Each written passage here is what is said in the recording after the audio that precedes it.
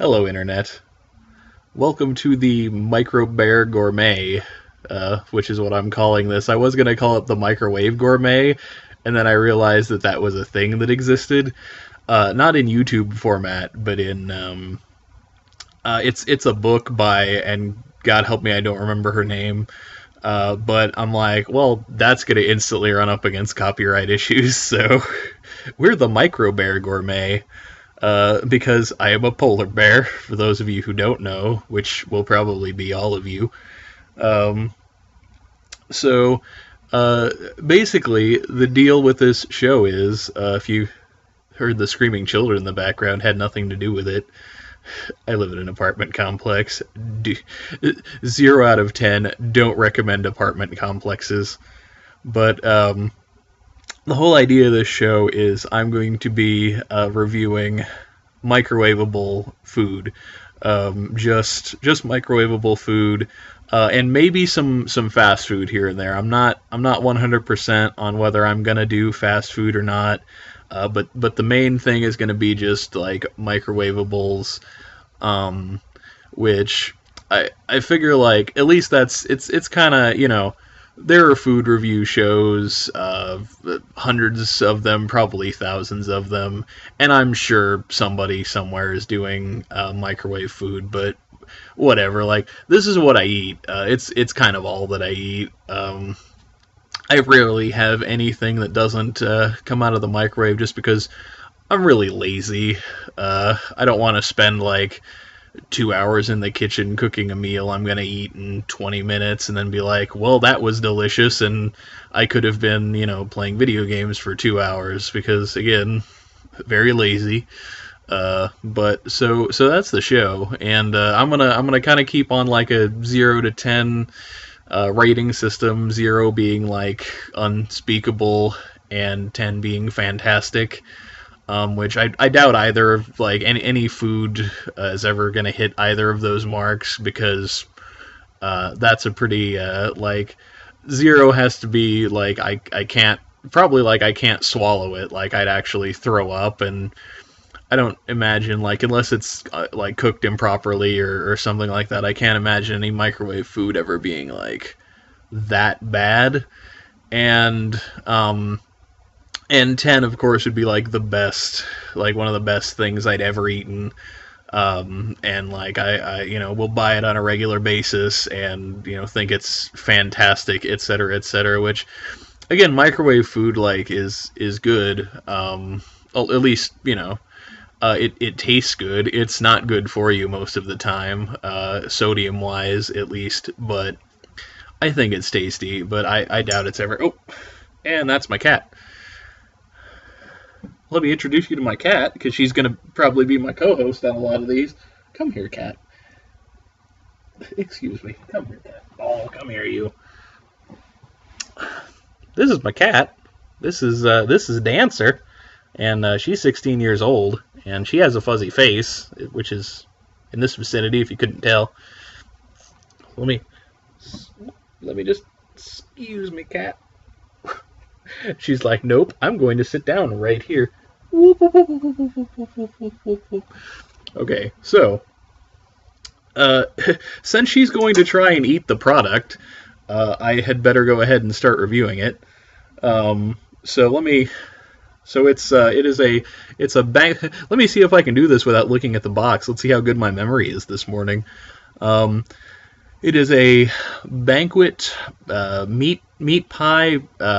I don't even think they called it a pie technically. It was like but it was a cheesy potato and ham, which sounds delicious to me. And that's the box there. Yep, deep dish cheesy ham and potato. Notice they at no point though call it a pie. Like, specifically avoid calling it a pie, which is probably because of that right there. If they called it a pie, it'd have to be at least 25% meat. And like, I don't know who knows Banquet here, but Banquet is like it's cheap. Like, it's the cheapest TV dinner, and I don't know if it's like it just in Oregon. most of these shows I'm going to do research for, but I've spent like 2 hours setting up like equipment and like getting video editing software and all sorts of other stuff. So like I did no research. I'm starving. I just cooked this and I'm gonna stick it in my face. I'm not gonna eat the whole thing on camera. I'm just gonna try it, like a couple of bites, tell you how I think it is, and then we'll conclude and I'll go actually have my breakfast. But yeah, so they they decided not to call it a pie because they're Banquet and they do cheap. And just quick note on prep here.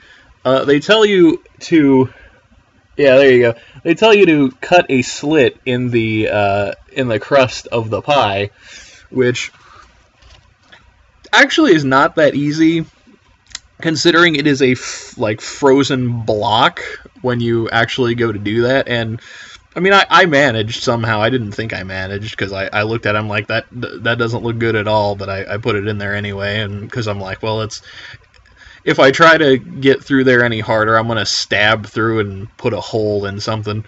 So I let me actually, I hope it's cool. Microwave food takes a long time to cool, so rambling is a good chance to let the food cool. But I think, yeah, hovering my hand over it right now, it should be fine. So here it is. And as you can see, I did actually get a hole.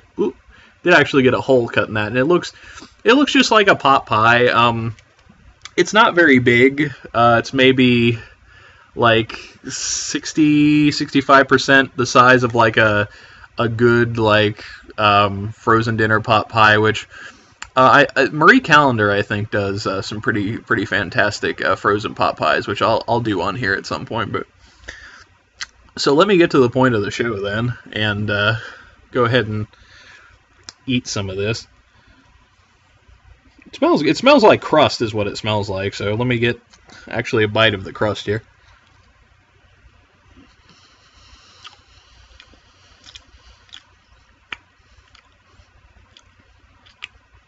That's good crust. And you can kind of see now what it looks like on the inside. You can see some ham. Alrighty. It's eager to be eaten, apparently. There's bits of the crust falling off. I'm gonna have to make sure if I ever do like a product that's got like liquid in it or something, I don't tilt it directly over my laptop keyboard. But let me actually get a taste of the product here, like the inside. You know, I actually wasn't expecting much from this, but from the smell of this bite, I might be pleasantly surprised.